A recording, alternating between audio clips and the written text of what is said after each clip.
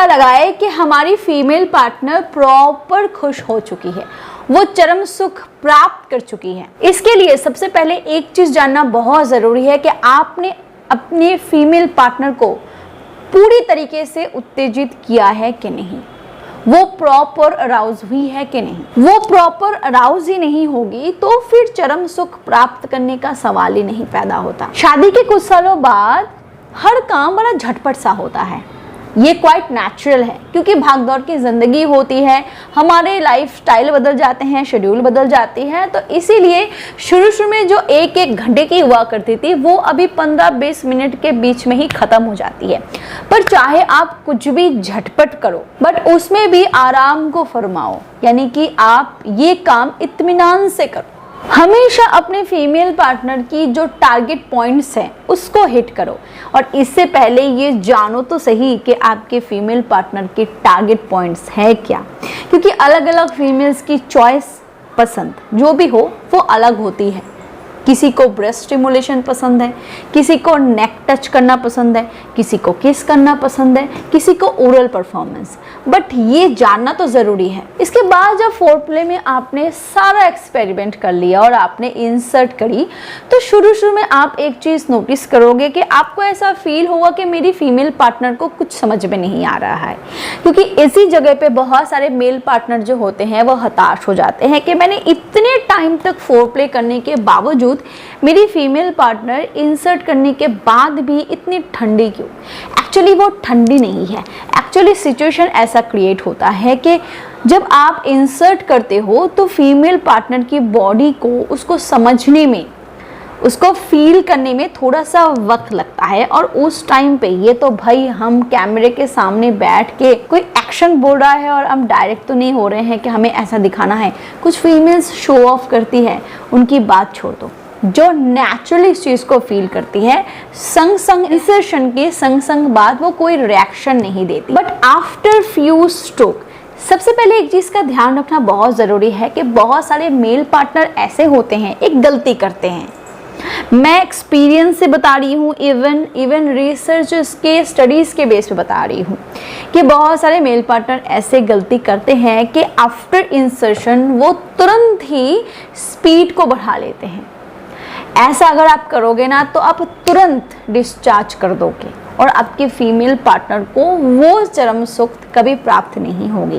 तो शुरू में आपको बस स्लो मोशन को अप्लाई करना है, क्योंकि जब आप स्लोली फ्रिक्शन दोगे तो उस फ्रिक्शन से उसके अंदर फीलिंग्स पैदा होनी शुरू हो जाएंगी। और इसको फील करने के बाद जब आप फाइनल स्ट्रोक में जाओगे तब आपके फीमेल को खुशियाँ मिलनी, यानी कि अंदर से जो उसको फील होनी चाहिए वो मिलनी शुरू हो जाएगी। और जब उसको वो मिलनी शुरू हो जाएगी ना, तो आप खुद देखोगे कि जो फीमेल अब तक कोई भी एक्टिविटीज नहीं कर रही थी, सडन वो आपको पकड़ना शुरू करेगी। भले ही मुंह से बहुत जोर से आवाज ना निकाले, बट हल्की उसके मुंह से आवाजें निकलनी शुरू हो जाएगी। हार्ट बीट बहुत तेज हो जाता है, हार्ट बीट के साथ साथ उसकी मूवमेंट भी बहुत तेज हो जाती है। जो फीमेल्स थोड़ी सी शाय टाइप की होती है वो हर चीज को दबाने की कोशिश करती है, यानी कि वो जो फील करती भी है वो उसको शो नहीं करती। यानी कि आप उसके मुंह से भले ही कोई आवाज़ ना सुन पाओ, बट उसकी सांस ज़ोर से बाहर आएगी, ये आप महसूस कर पाओगे। इवन मैक्सिमम फीमेल्स जो होती है वो अपनी आंख बंद ही करती है इस टाइम पे। ज़्यादा से ज़्यादा मैक्सिमम फीमेल्स तो बंद ही करके रखती है, जो अब तक खुली भी थी वो भी बंद हो जाती है, आवाज़ें निकलनी शुरू हो जाती है। और एक चीज़ आप गौर करोगे कि दोनों टांगों के बीच का जो हिस्सा होता है वो अचानक से जकड़ना शुरू हो जाता है। उसका कमर का हिस्सा, उसके थाइस का हिस्सा, ये जो टोटली पेल्विक फ्लोर जो हिस्सा है वो जकड़ना, मतलब कि आपको वो जकड़ना शुरू कर देती है। ये तो मैं बोल रही हूँ उन फीमेल्स की जो कि नॉर्मल होते हैं, थोड़े शाय टाइप के होते हैं, ये उनकी बॉडी एक्टिविटीज होती है। बट जो फीमेल थोड़े से बोल्ड टाइप के होते हैं, जिनको इन सारी चीज़ों में बड़ा इंटरेस्ट होता है, वो अपने मेल पार्टनर के प्राइवेट पार्ट को टच करना शुरू करते हैं, वो खुद के प्राइवेट पार्ट को टच करना शुरू करते हैं, वो अपने चेस्ट को, अपने मेल पार्टनर पार्टनर के चेस्ट को, अपने मेल पार्टनर के फेस को, उनके गर्दन को या उनके शोल्डर को टच करना शुरू कर देते हैं, क्योंकि उन्हें एक्साइटमेंट फील होने लगती है और उस एक्साइटमेंट में वो ये काम शुरू करते हैं। बट एक चीज़ का ध्यान रखना बहुत ज़रूरी है माय व्यूअर्स, कि ये सारे काम फ्रिक्शन से हो रहा है। बट एक प्रॉब्लम बहुत सारे कपल्स के बीच में होती है कि जब वो इंसर्ट करते हैं तो फीमेल पार्टनर को कुछ ही देर फ्रिक्शन देने के बाद, यानी कि कुछ देर ही इनाट होने के बाद मेल पार्टनर का डिस्चार्ज हो जाता है और वो खुद समझ पाते हैं कि उनकी फीमेल पार्टनर जो है वो डिस्चार्ज नहीं हुई, मतलब कि वो उसने सिर्फ शुरू ही किया हो एक्टिविटी करना और उसी वक्त मेल पार्टनर का झड़ जाता है। फीमेल पार्टनर काफ़ी डिसअपॉइंट हो जाती है और इसका असर उनके प्राइवेट लाइफ में डेफिनेटली पड़ता है, ये आप भी जानते हो। तो अगर आपको अर्ली डिस्चार्ज की प्रॉब्लम, क्योंकि मैं आपको एक बात बताती हूँ, अर्ली डिस्चार्ज जो है ना वो 1/3 मर्दों में होता ही है, मतलब कि 3 भाग में से 1 भाग मर्दों को अर्ली डिस्चार्ज की प्रॉब्लम होती ही होती है। ये बहुत कॉमन है और नॉर्मल भी। कुछ लोगों का नॉर्मली टाइम के साथ साथ ठीक हो जाता है, कुछ मर्दों का नहीं होता। इस केस में नॉर्मली आप सप्लीमेंट का हेल्प ले सकते हो या फिर डॉक्टर से कंसल्ट करके भी मेडिसिन का सहारा ले सकते हो।